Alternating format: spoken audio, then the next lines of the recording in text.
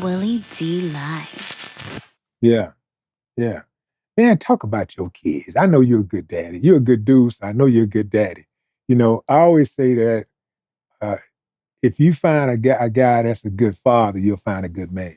Right, right. Because it's difficult for a lot of men to put themselves second to anybody. You know what I'm saying?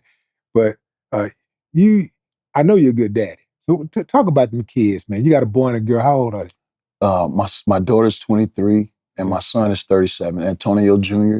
Yeah, and Taylor Dion Tarver. right. I love my kids, bro. You know what I'm saying?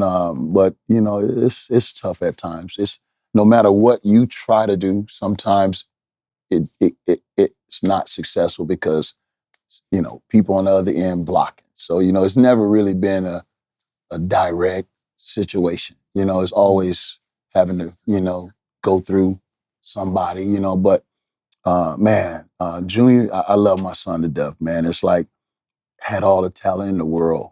You know, sometimes you got to be willing to be led. You know what I'm saying? And I did everything to try to, really help him get his situation going.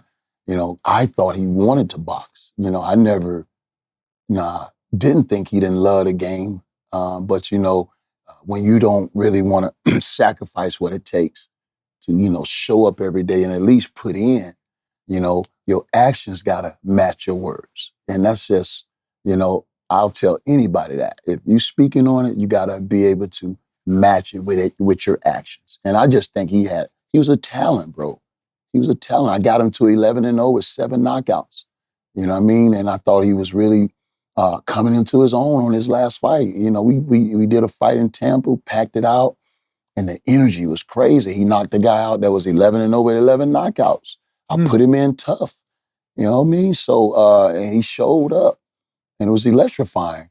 And all of that motion, all of that energy just went up in smoke, bro. And it's been 2.5 years since then. And, my thing was, I felt like, bro, looking on the outside, looking in, just, I just started with Tarver's take and just, really wanting to,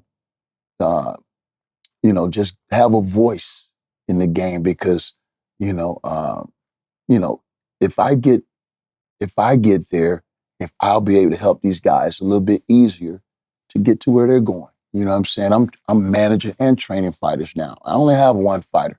Junior was supposed to be the guy that really broke the door down. I wanted to pass him the torch, but he got to be willing to run with it. And I just think he wasn't willing to run with it. Did he You know ever what I mean? express to you that he maybe didn't have his heart into it? Well, when he was growing up, he was raised in the gym, but I didn't try to force him to box. I always sit down, let me work. You know what I mean? I always beat him off the bags. But when he became an adult, he relocated down to Tampa, with the idea that he wanted to start boxing. I didn't even know anything about it. He started training, and about 3-4 months in, my boy, Slim, same guy you see out there, he come and tell me, junior boxing. I said, okay, cool. I'm gonna come see what he talking about.